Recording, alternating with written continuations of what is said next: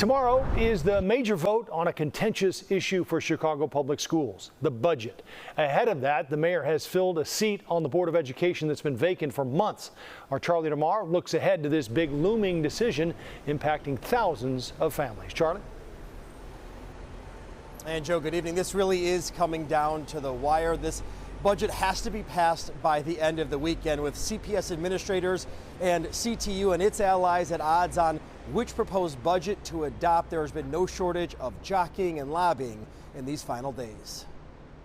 The Chicago Teachers Union singling out school board members who support the budget proposal laid out by CPS's interim superintendent, a plan that does not require a loan. Meanwhile, these robotechs circulated by the Urban Center, a so-called voice for the centrist movement, is critical of those board members who are in favor of borrowing money to close the massive budget deficit. We don't think it's a responsible decision for the school district to take that payment on right now, much less to borrow. Jessica Handy is executive director of Stand for Children Illinois, a nonprofit advocating for equitable funding and resources in schools.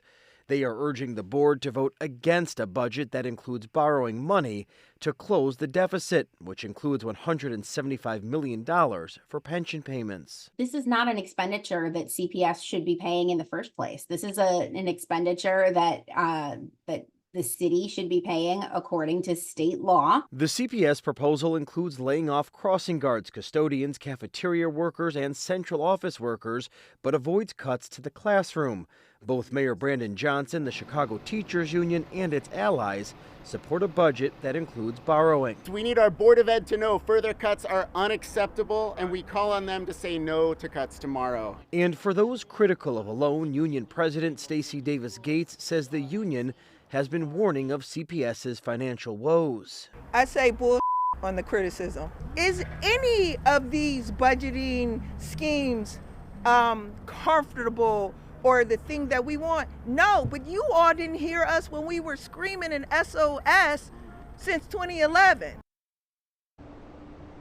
And in a statement, CPS says its proposed budget has student achievement at the forefront. Now, Joe, it really is unclear what would happen if a budget is not passed at Thursday's meeting. Of course, we will be there to bring you the latest all day tomorrow and evening. We are live in the loop. Charlie Lamar, CBS News, Chicago. Joe. Charlie, thank you.